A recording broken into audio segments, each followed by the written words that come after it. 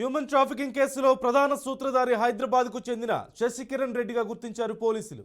Dubai నుంచి నికరుగో వెళ్తున్నటువంటి విమానంలో 303 మంది భారతీయులను దొడ్డిదారిన అమెరికా పంపేందుకు ప్రయత్నించాడు శశికిరణ్ రెడ్డి. ఈ ప్లాన్ను కనిపెట్టి బాధితులను ఇండియాకు పంపించారు ఫ్రాన్స్ ప్రభుత్వ అధికారులు. ఏడాది క్రితం శశికిరణ్ రెడ్డి వల్ల గుజరాతీ కుటుంబ సభ్యులు సరిహద్దు దాటుతూ చనిపోయారు. 2012లో అక్రమ పాస్పోర్ట్ల వ్యవహారంలో శశికిరణ్ రెడ్డిని అరెస్ట్ చేశారు పోలీసులు. అప్పటి నుంచి హ్యూమన్ ట్రాఫికింగ్ వృత్తిగా పెట్టుకున్నట్లుగా తెలుస్తోంది. దీనిపై మరింత సమాచారం మా ప్రతినిధి సత్యనారాయణ అందిస్తారు. నందు, హ్యూమన్ ట్రాఫికింగ్ కేసుకు సంబంధించి ఇప్పుడు ప్రపంచవ్యాప్తంగా ఇది సంచలనం సృష్టిస్తుంది.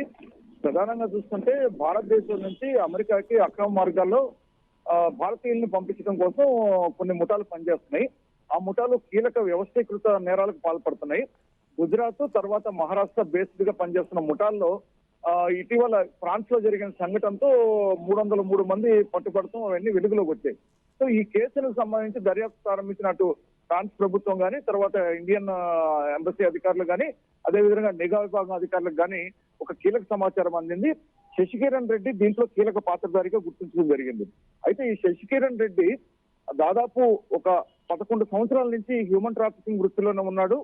అతను ఫైనాన్సింగ్ చేస్తుంటాడని చెప్పేసి కూడా గుర్తించారు. అంటే మొత్తం వ్యవహారాలకు సంబంధించి ఏజెంట్లకి వాళ్ళకి కావాల్సిన డబ్బును ఇతను పెట్టుబడి పెడుతుంటాడని చెప్పి కూడా గుర్తించారు. హైదరాబాద్ లో తాత్కాలిక నివాసం ఏర్పరచుకున్న శశికిరణ్ రెడ్డికి ఆంధ్రాలోనూ బలమైన బేస్ ఉన్నట్టు తెలుస్తుంది. ఆంధ్రాలోని కొంతమంది కొన్ని పార్టీలకు సంబంధించిన నేతలతో కూడా అతనికి సన్నిహిత సంబంధాలు ఉన్నట్టు తెలుస్తుంది. సో వీటన్నిటి మీద ఇప్పుడు తెలంగాణ ఆంధ్ర నిఘా విభాగాలకు సంబంధించిన వాళ్ళు కూడా ఆరా తీస్తున్నారు. నందు, రైట్, థ్యాంక్ యూ సత్యనారాయణ.